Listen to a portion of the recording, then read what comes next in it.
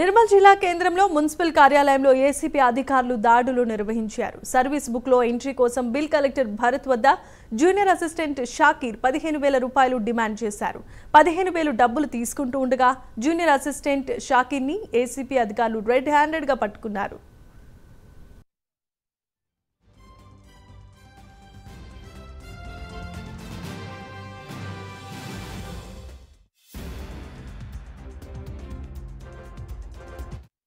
దాన్ని ఎంట్రీ అయ్యామంటే డబ్బులు